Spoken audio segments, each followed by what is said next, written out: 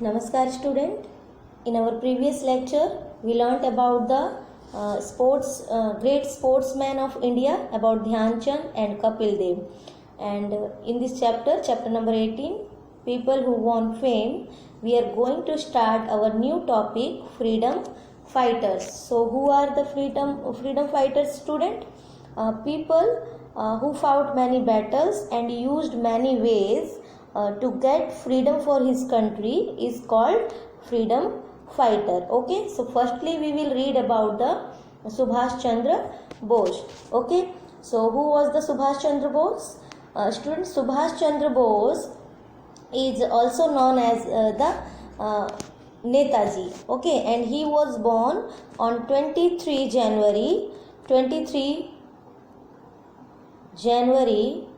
and the year was 1897. Netaji or Subhash Chandra Bose was born on 23 January 1897 at Cuttack in Odisha. Okay, and it is in Odisha. Now his father was Janakinath Bose and was a lawyer. उनके पिताजी का नाम क्या था बच्चों? Janakinath Bose and he was lawyer. वो एक वकील थे. And Netaji also attended missionary school there. वहाँ पर उड़ीसा में ही उन्होंने एक मिशनरी स्कूल में पढ़ाई की.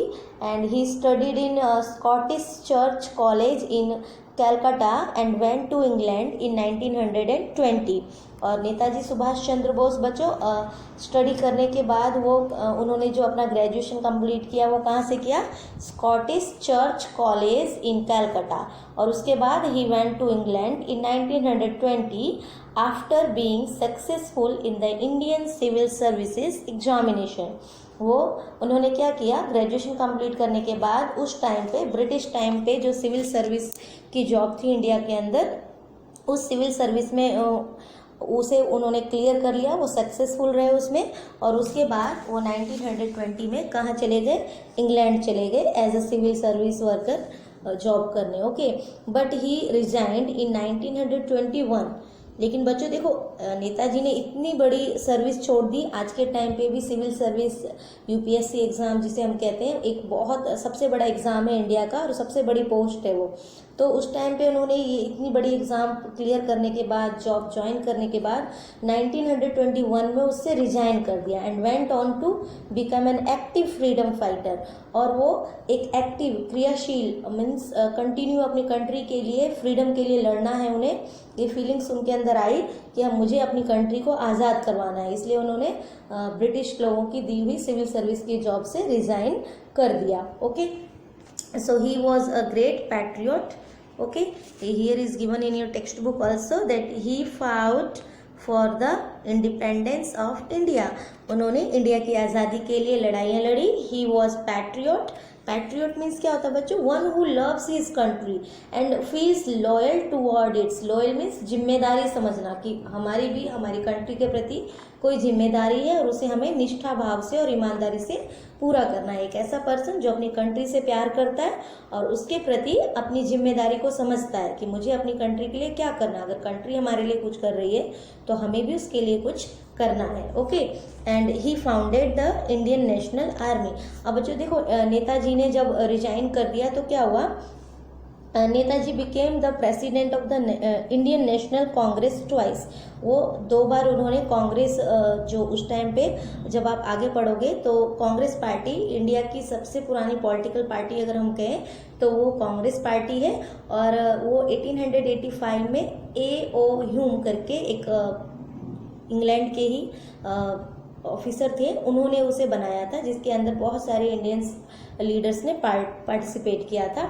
तो उस टाइम पे ये बहुत बड़ी पार्टी थी इंडिया के अंदर जो कि अपने इंडिया से रिलेटेड जो भी एडमिनिस्ट्रेशंस के क्वेश्चंस थे, जो भी कमियां थी, उन सब के बारे में अवेयर करवाते थे ब्रिटिश गवर्नमेंट को, और उनसे मांग करते थे कि नहीं, एडमिनिस्ट्रेशन में इस तरीके का सुधार होना चाहिए। ओके, तो उस टाइम पे नेताजी इंडियन नेशनल कांग्रेस के प्रेसिडेंट बने 2 बार, जब वो रिजाइन करके 1921 में रिजाइन करके वापस इंडिया में आए।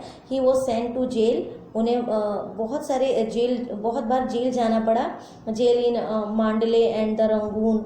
रंगून उस टाइम पे जो अभी हमारा म्यांमार है, वहाँ पे बर्मा है, उसे रंगून कहा जाता था। ओके, तो उन्हें रंगून में भी सजा दी गई, जेल भेजा गया।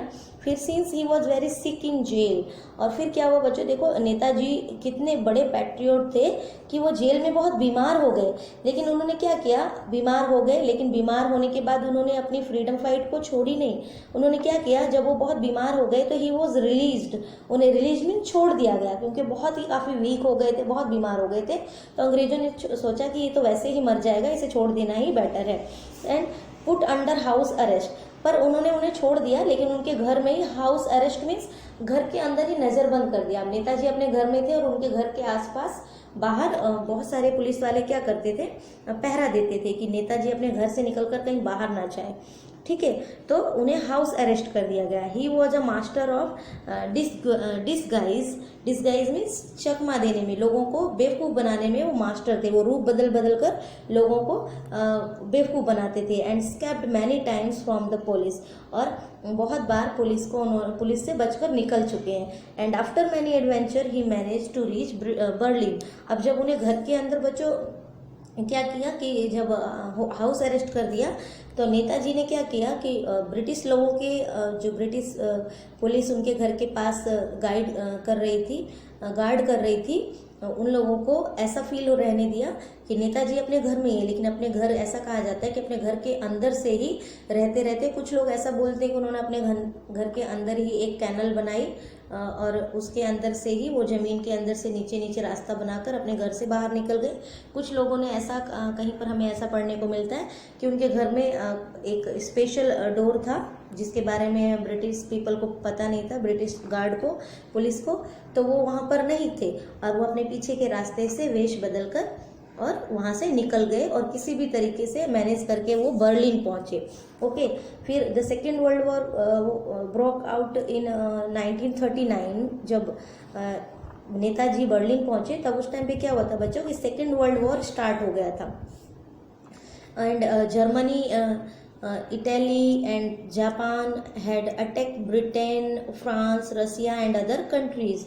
बहुत सारी कंट्रीज थी जो कि इस वर्ल्ड वॉर में जुड़ी हुई थी, और जर्मनी, इटली एंड जापान ने अटैक किया किस पे, ब्रिटेन पे, फ्रांस पे एंड रशिया पे एंड अदर कंट्रीज पे। देन नेताजी ने क्या सोचा, उन्होंने इस सिचुएशन का फ़ायदा उठाने के बारे में सोचा कि इस टाइम पे जो ब्रिटेन और फ्रांस और रशिया के का इनेमी कौन है, जर्मनी, इटली और Japan.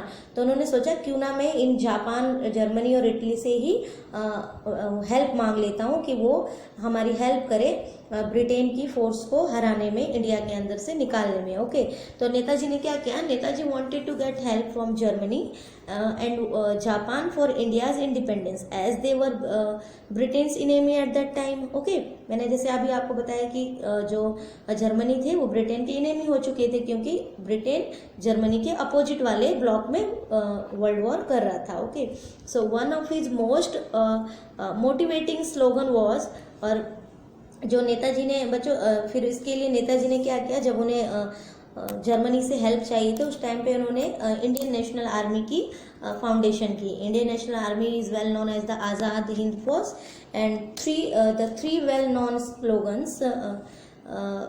Slogans of Subhash Chandra Bose are Delhi चलो। नेताजी ने इस टाइम पे अपनी फ्रीडम फाइट के टाइम पे जो स्लोगन यूज़ किए लोगों को इंस्पायर करने के लिए, उनमें शक्ति देने के लिए, बल देने के लिए, उनका जो उनकी जो मॉरल स्ट्रेंथ थी उन्हें बढ़ाने के लिए उन्होंने कुछ स्लोगन यूज़ किए, जैसे दिल्ली चलो। दिल्ली चलो मीन्स उस टाइम पे हमारी कैपिटल क्या थी, इंडिया की दिल्ली ही थी, जिस टाइम पे ये फाइट चली सेकेंड वर्ल्ड वॉर, तो आज भी आपने देखा होगा, हमें कुछ भी काम होता है, कुछ भी नेता, किसी भी नेता को, चाहे वो किसी भी पर्टिकुलर स्टेट में रहते हो या स्टेट के नेता हो, तो कोई भी इंपॉर्टेंट काम होता है तो कहते हैं दिल्ली चलो, जंतर मंतर पे चलो। वो वहाँ पर स्ट्राइक करते हैं, अपील्स करते हैं। तो क्यों? क्योंकि वहाँ पर हमारे सेंट्रल गवर्नमेंट रहते हैं, मेन पीपल रहते हैं, तो वहाँ पर जो मेन पीपल हैं, जो कुछ कर सकते हैं, वो उनकी बात सुनेंगे। तो वैसे ही उस टाइम पे जो मेन जनरल, गवर्नर्स, ये सब होते थे ब्रिटेन के इंडिया के अंदर भेजे हुए,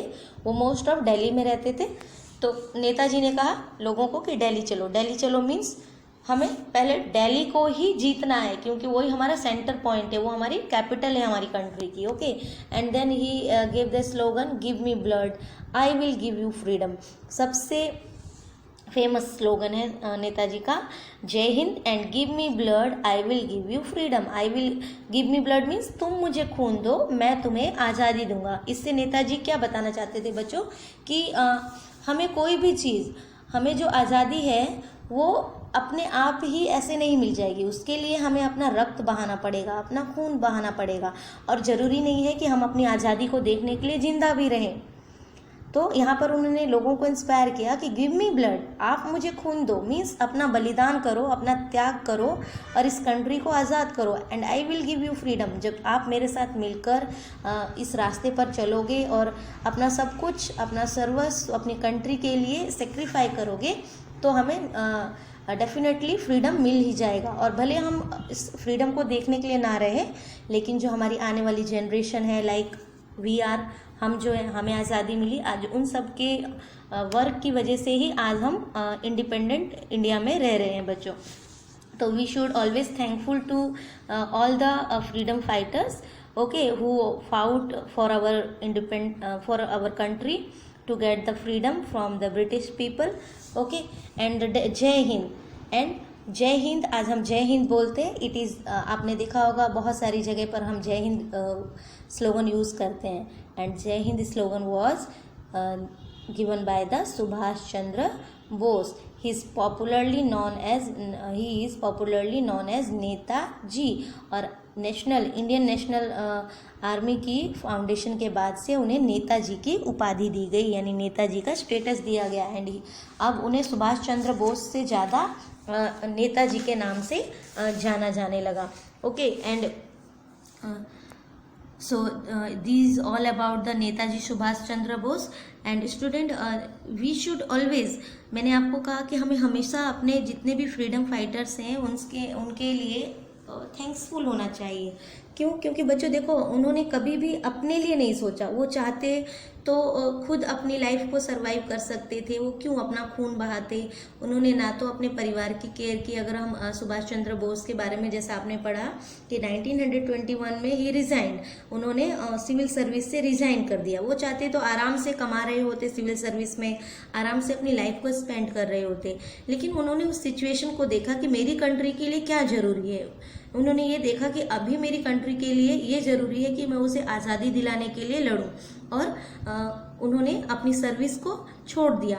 कितना ज़रूरी था उनके लिए, उनकी पूरी लाइफ स्पेंड होती बहुत अच्छे से, अपनी फैमिली को बहुत अच्छे से वो रख सकते थे। उस जॉब को करने के बाद अपनी फैमिली के साथ वो बहुत खुश होकर रह सकते थे, लेकिन उन्होंने नौकरी से रिज़ाइन कर दिया। उसके बाद ये इंडियन नेशनल आर्मी बनाई और फ्रीडम फाइट में ज्वाइन हुए, और उसके बाद एक प्लेन क्रैश हुआ और उसमें उनकी डेथ हो गई। लेकिन नेताजी की डेथ हो गई, और वो जो उनका कंट्रीब्यूशन था हमारे फ्रीडम फाइट में वो कम नहीं था। इंडियन नेशनल आर्मी एटलीस्ट जो जापान और ये जर्मनी थे बच्चों, उन्होंने इंडिया जो हमारे नेताजी थे उनके साथ थोड़ा सा धोखा कर दिया, और जो भी चीज़ें इंडियन नेशनल आर्मी को, दवाइयाँ और मेडिसिन्स और बहुत सारी जो मशीनरीज और गन वगैरह चाहिए थी, वो सप्लाई उन्होंने इंडियन नेशनल आर्मीज़ को नहीं दिया।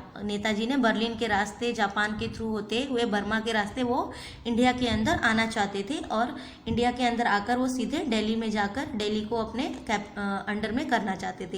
लेकिन बीच में ही बारिश का मौसम चालू हो गया, रेनी सीजन, और जो इंडियन नेशनल आर्मी के जो सोल्जर्स थे वो बीमार हो गए, बहुत सारे लोग बीमार हो गए। फिर उनके पास जब फूड की सप्लाई नहीं पहुंची और मेडिसिन्स नहीं पहुंचे तो कुछ इंडियन आर्मीज जो थी, जो सोल्जर्स थे इंडियन आर्मी के, वो तो कुछ बीमारी की वजह से जैसे मलेरिया और अदर डिजीज़ की वजह से मर गए। कुछ पीपल भूख से मरने लगे और वो इतने भूखे मरने लगे बच्चों कि एक जगह जो ये नेताजी के बारे में एक बुक में लिखा है, दिल्ली यूनिवर्सिटी की बुक में है कि लोग इतने भूखे थे कि वो मरे हुए जो उनके हॉर्स थे, भूख के मारे उन मरे हुए हॉर्स की फ्लैश भी खाने को तैयार थे और इस तरीके से उनकी बहुत बुरी हालत हो गई, जिसकी वजह से इंडियन नेशनल आर्मी का जो पर्पस था, जो उनका उद्देश्य था, वो फेल हो गया और धीरे धीरे इंडियन नेशनल आर्मी टूट गई। कैसे? जब नेताजी का एक प्लेन क्रैश में डेथ हो गई, लेकिन नेताजी की डेथ बॉडी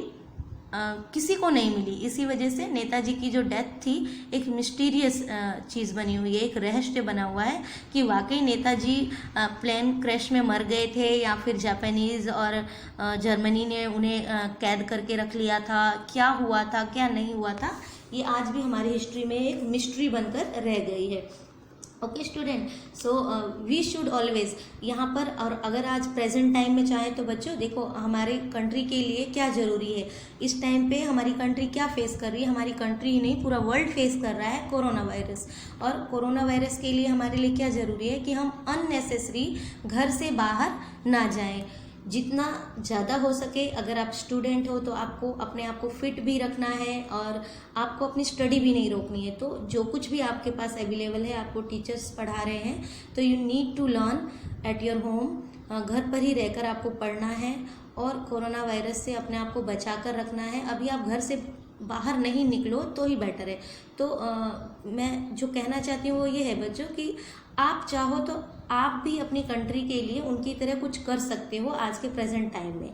और वो क्या कर सकते हो कि कोरोना वायरस से लड़ने में और उसे हराने में सबका साथ दे सकते हो। और कैसे? हाइजीन रहकर, ओके, गुड है वो जो हेल्दी हैबिट्स हैं हमारे, उसे आप फॉलो कर सकते हो। घर पे रहकर आप पढ़ सकते हो, एक्सरसाइज कर सकते हो, अपनी स्टडी को कंटिन्यू रख सकते हो। कोरोना वायरस है, our school building is closed but your online study is still going on, so you need to study at your home and need to contribute in the fight of corona virus. Okay students, so now take care, bye.